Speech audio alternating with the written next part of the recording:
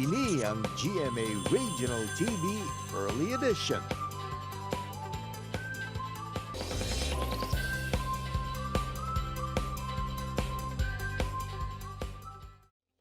Antes pa managlasla sa madamo nga bahin sang Negros Occidental si Bagyo Odette, ang opisyal sang Carlos Hilado Memorial State College at Talisay City nga si Rhoderick Samonte kagang iya grupo ang nakapangama na. Amo gani nga sa pihak sang kahalitan nga dala sang kalamidad, gilayon ini nga naglunsar sang proyekto para mabuligan ang mga apektado. Sa ila pag voluntaryo, ila ginpabatsyag sa ila mga kasimanwa nga sa pihak sang kabudlay, mayara gid sang masanag nga pag-asang nga magaabot kag dapat lauman. Hi there mga kapuso, welcome back. You're still watching GMA Regional TV Early Edition.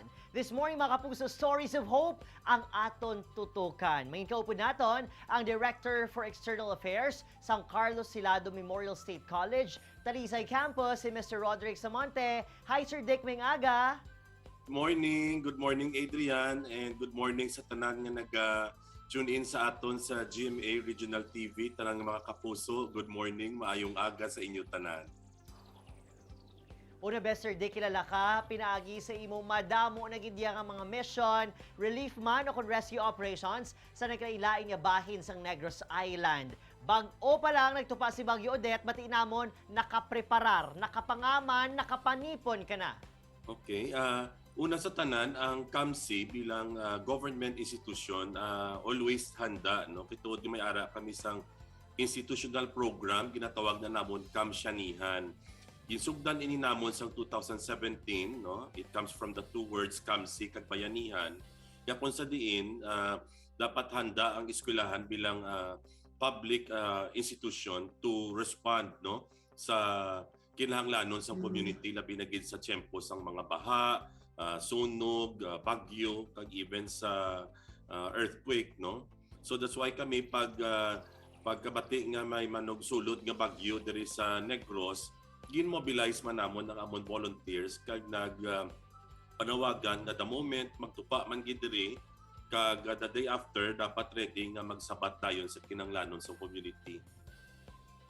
Sir Dick, after seeing the aftermath ni Bagyong Odette ilabi na gid sa sur nga bahin sang Negros Occidental, naglunsar ka mo sang isa ka proyekto agud tabangan ang mga kapuso naton nga nagakinahanglan sang bulig. Okay.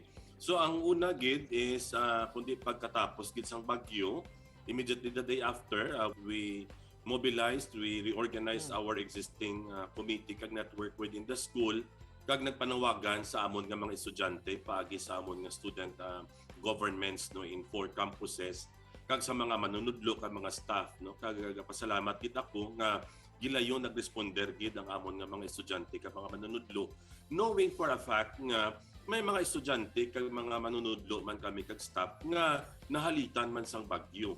But despite sang ilang man ginagyan, wala sila naguntat nga magpaambit sang ilang nga pulig. Naka-mobilize kita kag naka-respond, no, kag nakakadto sa mga different local governments, different communities and sites kag dito nakita gid namon kung ano gid ang kinahanglanon sang aton nga mga kauturan. Sa di nakalabot ang inyong mga volunteers. So ang amon nga mga nanabutan, no, if I recall, enumerate ko gid. So una gid namon nga relief aid caravan, nakalabot kami sa Bago. May partner community ang Gawad Kalinga, isa ka area sa Barangay Dulaw, aton gid bisitahan. Kag tanan ini nga mga communities sa ginagyan namon, ginhatagan sang food packs. Kag ang food packs nga ina, may upod ina nga mga bugas, no, tag 3 to 4 kilos kada family. May canned goods, may noodles, kag where there are needed, nangatag man kita sa mga pinutos nga mga clothing, no? Kag of course, ang number 1 gid naging pangayo, kag amo man naging sabat naton ang mga drinking water gid, no? So after Bago, nakalabot kita sa Isabela, kakadto kita sa Imamaylan, Binalbagan, pakikangot kita sa Kabangkalan, paagi sa diocese, no, kag sa ibang nga mga NGOs nga na-contact man sa amon nga eskwelahan, kag nagpadulong kami sa Kanduni kag sa Sipalay. Kag ito gid namo nakita ang kasubo sa sitwasyon labi na gid sa Kanduni pakadto Sipalay, no. Kag pagpabalik sang gabi na nakalabot kita sa Kawayan kag sa Ilog. That was during our first relief aid caravan, no. 3 ka bus ang amon gidala puno ina sang mga relief goods kag mga tubig, no. Pasalamat gid ko iti kwaon kuning kay gayunan Adrian, magpasalamat sa damo nga mga water refilling stations nga nagsabat sa amon panawagan. So sa mga donasyon nga nabato namon nga kwarta, ginbakal ini namon tanan containers kag ginpam-distribute sa different nga mga water refilling stations within Bacolod, hasta sa may Talisay, hasta sa Victorias, nag-offer sila sa amon, pinang padala na, no?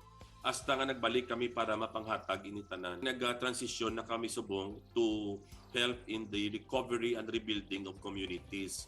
Sa amon nga mga extension programs, pupud sa Gawad Kalinga, nag-conduct kami sang rebuilding activities and then trainings man sa mga nanay to introduce a livelihood.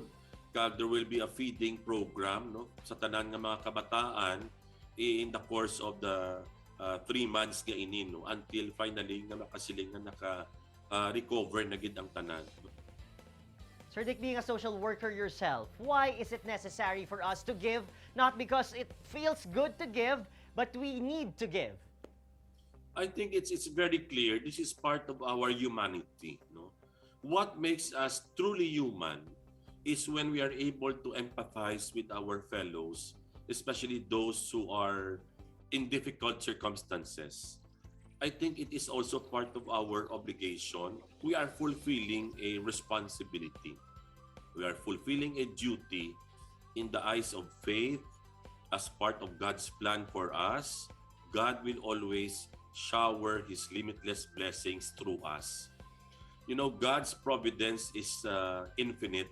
It is limitless, outpouring. So i-allow ta lang ang kaugalingon ta nga mangin instrumento sa sina nga kaalwan kag providensya sang Ginoo. And so therefore, let us keep on giving, continue to give and give, no.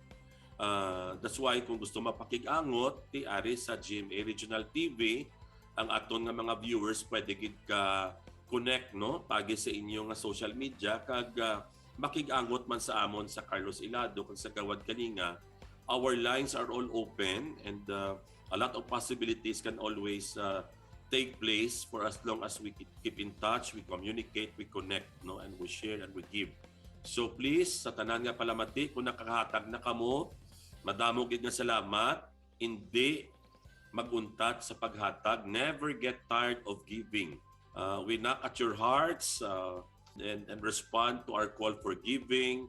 There's a long way to go, no? Lawig pa ining journey, labi na gid sa mga tao nga nagkalawat-an sa mga panimalay.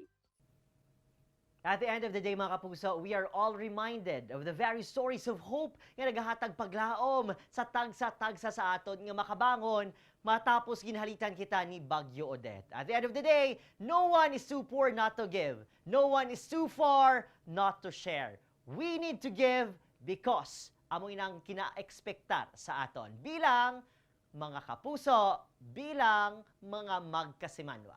Sir Dick, may aga.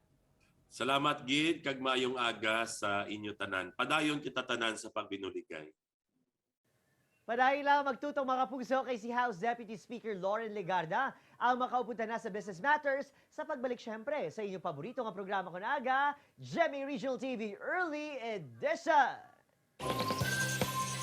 Ini ang GMA Regional TV Early Edition.